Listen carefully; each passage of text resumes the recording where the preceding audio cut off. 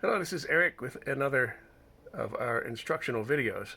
This one is about using Studio A.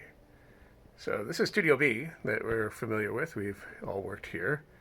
And we now have operational Studio A. That's over here with the window and such. And don't worry, the window's not that disturbing. And the computer monitors tend to block you seeing people or people seeing you directly. So here, I'll just sit in the chair here just to reassure folks that this is the view out. So sometimes folks are up there on the balcony looking in, but that's not too disturbing. The setup in Studio A is very similar to the setup in Studio B. So you see the computer monitors are there. There is the board. It is the same board with basically the same setup as we have in Studio B. The lamps go out just like you're used to in Studio B. Over here to your right, there's a couple of CD players. And farther to your right is the turntable, which is not yet operational, but will be pretty soon. Here is the input board. This is the aux board that folks use often. That will be operational pretty soon as well. But for right now, what is operational is SAM and the two CD players. And that's what you'll see on the board. Mic 1, CD1, CD2, and SAM. And for a lot of you, that's enough. That's all you'll really need in order to do your show. So for those folks that use SAM a fair deal, that doesn't mean you don't use any CDs at all. CD players work fine. But if you do use SAM a fair deal during your show, you might want to consider using Studio A. What are the advantages of having two studios? One is you can prep for your show for a lot longer if there is an idle studio for you to go into. So you can show up half an hour before your show, go into the idle studio, and set up your show. Get your stuff ready, using courtesy with the DJ who's already there, who is on air, and but sort of getting your stuff ready for your show while the other person finishes theirs. And instead of this being a 15-minute or 10-minute process, this can be a half-hour process or an hour process. As long as you stay out of the active DJ's hair, I'm sure that most folks would totally welcome you being in the other studio doing what needs done. So the way you get this studio on air is through Studio B. Right now, Studio B is the only studio that is directly connected to the transmitter and such. So you would have to bring Studio A up on Studio B's board. And though that sounds complicated, it actually isn't. So what you have to do is in Studio B, you have to find a slide on the board that you can spare. In my case, that's usually aux board. You press the button at the top, this button that says Options. And so if you press it down like a button, you'll get a menu. And the menu, I'm going to press the button now. The menu looks like that. Source, gain, mode, blah, blah, blah. You want to go to source. So you start turning the knob and moving this cursor around.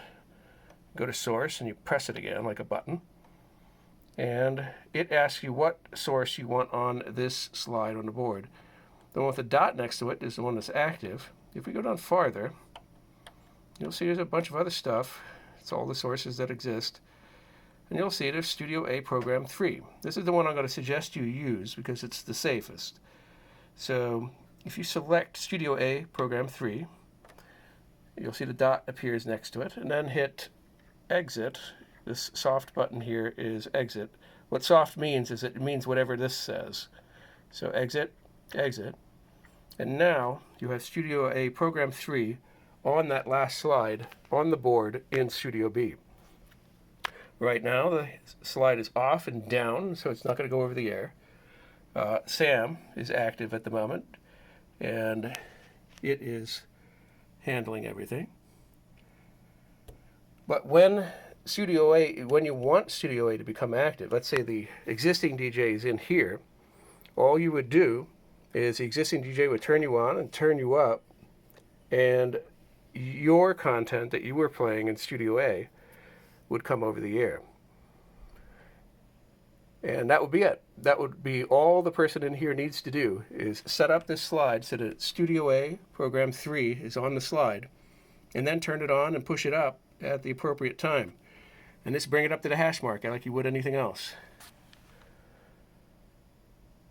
And undoing this process is even easier. All you would have to do is get something ready on one of the other channels, a CD or SAM, and then just push this up, or bring this back down again. Bring it back down again and shut it off. And Studio A is no longer on the air. And then you start whatever you want. And then you go from Studio A back to Studio B. It's all pretty simple, really.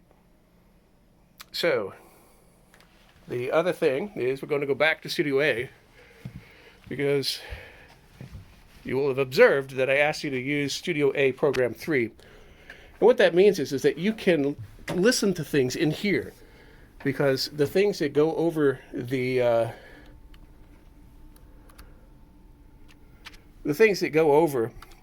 speakers in Studio A is what is in Program 1.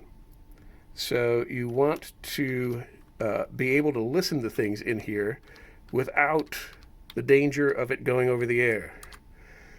So what you do is everything is in 1, so you can hear everything, but the things that you want to go over the air are also in 3, so the 3 is lit.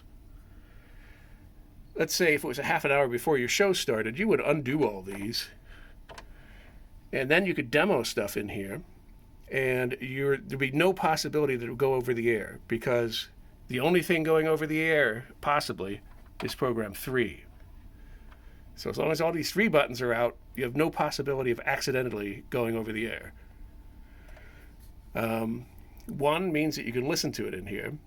And then later, when you get close to your show time, you would shut everything off and then put everything you wanted to use in 3, like so. That's all you really have to know here, either, is that Program 3 is your access to air. Program 1 is your access to the speakers.